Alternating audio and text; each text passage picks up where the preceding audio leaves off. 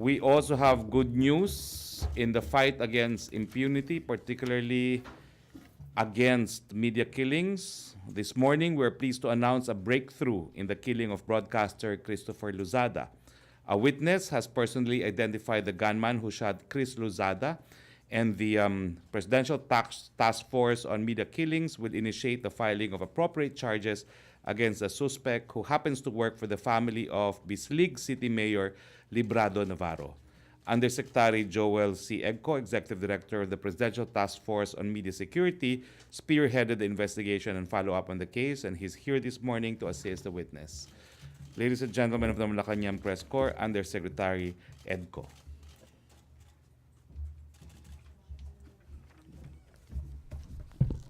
Thank you very much, Secretary Roque. Good afternoon, ladies and gentlemen. All right.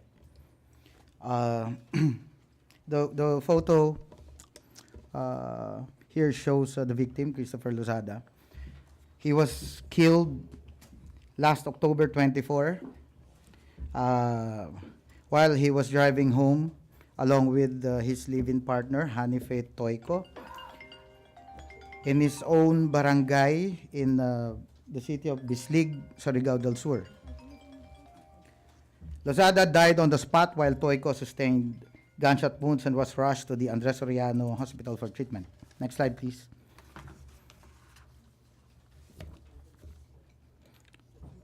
On October 25, 2017, the PT Foams requested then Director Augusto Marquez of the DIDM and Task Force USIG, Executive Director Superintendent Eder Collantes, to take immediate action and conduct an investigation on the incident. Next slide, please. Oh, sorry. On October 27, we proceeded to Butuan City to conduct a case conference on the case of Mr. Lozada. The conference was presided by then Chief Superintendent Rolando Felix, the Regional Director of Region 13, and it was also attended by the SITG Lozada, ito yung special task force po ng PNP, headed by Senior Superintendent Romualdo Baiting. There was also the CIDG Chief, Superintendent Cesar Padayos, and other PNP units working for the quick resolution of the case. Here are some of the photos during the visit. Next slide, please. Part of our visit was to attend the wake of Mr. Lozada and to personally see the site where the killing took place. Next slide, please. Also, during the same visit, I was able to get in touch with Hanife Toyko, who survived the attack. Next slide, please. On 6 November 2017, the PT Foams wrote another letter to Director Augusto Marquez reiterating the request for the investigation to be conducted by the CIDG upon the request of Mr. Lozada's family, considering the alleged involvement of local officials in the area. On 7 November 2017, the PT Foams coordinated the implementation of 2 search warrants to the conduct of search and seizure operations by a team of PNP personnel led by Superintendent Cesar Padayos of the CIDG at the residences of Felixberto Villosino Jr. and, remember the name, Rolly Mahilum, who were named by sources as suspects in the shooting incident. I personally did the follow-up and personally supervised the serving of the search warrants. After serving the search warrants, after 1 day, curiously, Superintendent Padayos was relieved from his post and he was transferred since then to the Cordillera Administrative Region Police Office. Next slide. So these are the subject vehicles. We have on the left and the upper right the Toyota Vios used by the victims actually. So ito yung back portion. Take note that the rear bumper is missing dahil binangga po yan allegedly nung van. So ito yung front. And during Colonel Padayos and the PNP officers serving of the warrants, pinakunan po natin litrato yung subject gray van. This was first suspected to be at the house of Rolly Mahilum, who was supposedly a driver of the local government official there. But during the search warrant, the van went missing, and they were able to trace the said van in the garage of the City Hall. Next slide, please. On 10 November, upon receipt of the letter sent by PT Foams, the DIDM, through Chief Superintendent Eric Reyes, directed the CIDG to take appropriate action and likewise directed the Regional Director of the PNP PRO 13 to submit a report on the latest updates on the matter. 29 November, PT Foams received a report from Senior Superintendent Francisco Dungo Jr., OIC of the PNP PPO Surigao del Sur. Ito po yung mga sinabi sa atin that first, the initial investigation revealed that Lozada has a libel case filed by Bislig City Mayor Librado Navarro, pending before Branch 29 of the RTC of Bislig City. Lozada had also been receiving threats through text messages from an unidentified sender. And number two of their findings, on 7 November also, a certain Felixberto Villosino Jr., aka Junjun, was arrested for illegal possession of firearms and ammunition following a search conducted at this place, which yielded a fragmentation grenade, a 38 caliber revolver, and 4 live ammunition. He was subsequently charged with a criminal complaint for violation of RA 10591 or the Comprehensive Firearms and Ammunition Regulation Act and RA 9516, illegal possession of explosives. Villosino is an alleged cohort of the gunmen in the shooting of Lozada and Toyko, and he remains under custody of the PNP sa IDG 13 as of this report. On 6 December, the PT Foams wrote a letter to Chief Superintendent Noli Romana, the Regional Director of Pro 13, requesting for updates and copies of pertinent documents on cases involving media worker killings under his jurisdiction, which includes the case of Christopher Lozada. So on 7 of December, we received a new report from Senior Superintendent Francisco Dungo Jr., the OIC of the Philippine National Police Provincial Police Office of Surigao del Sur. Ito po yung mga sinabi.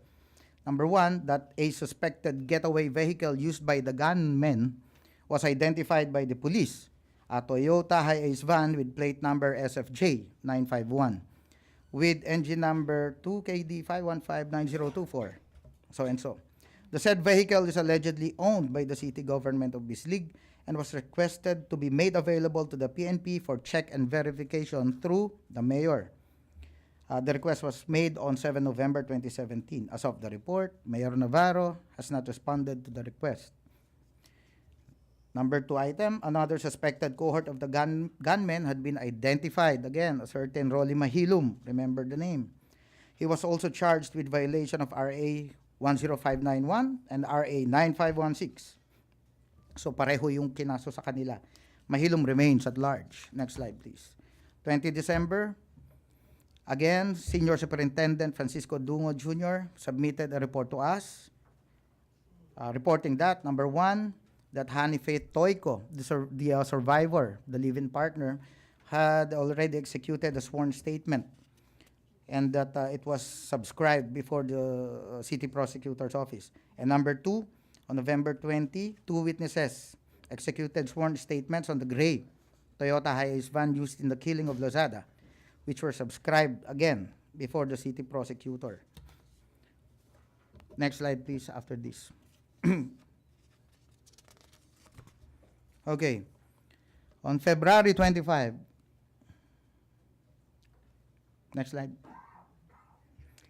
On February 25, 2018, while browsing through the pictures of Mr. Lozada on the laptop computer of one of the victim staff, the witness who is now in our custody, the principal eyewitness in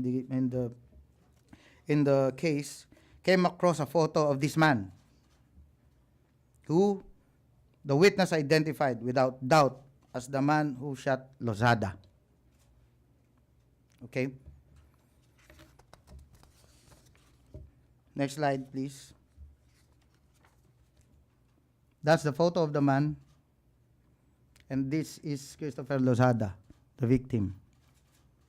So, the man was later identified by family and friends, by local sources there, and other officials in Bislig City as Rolly Mahilum. So the same Rolly Mahilum who has been the subject, who has been facing charges of illegal possession since last year. But remember that last year they have a name, but they don't have a photo. But when our witness saw this photo, sinabi niya, siya talaga. Pero hindi niya mapangalanan. It turned out that the photo is that of Rolly Mahilum. So, our next step is that we're going to file the appropriate charges against Rolly Mahilum. We cannot give you the other details about our next steps because we don't want to telegraph our punches to the other side. And rest assured that we are doing this because we are sincere, the government is sincere in running after anybody or anyone who maims, who threatens, and who even kills journalists, especially during the time of President Rodrigo Duterte. So that's all, ladies and gentlemen. If you have questions. Please, you have questions? Yusek Eco. Yeah. Merong ano daw, who is Rolly Mahilum? Rolly Mahilum is, according to them, according to our witnesses, our sources in Bitlig, is still the driver, was a close aide of the family of the city mayor of Bislig. So we do not claim that any of the family member is directly linked, no, to the crime, but yun nga, it depends. Depende dun siguro sa sasabihin na itong si Rolly Mahilum once we get him. Questions, Thank you. MPC? Yusek Eco, Thank you, sir. na-file na ba yung case against Rolly Mahilum? We're going to file it immediately. Okay. Okay. Thank you, Yusek Egko. Again, the position of the Duterte administration is that we value freedom of the press, we value the right to life, and that is why the office of Yusek Egko was created precisely to deal with the issue of impunity, to prevent and to safeguard the lives of media personnel.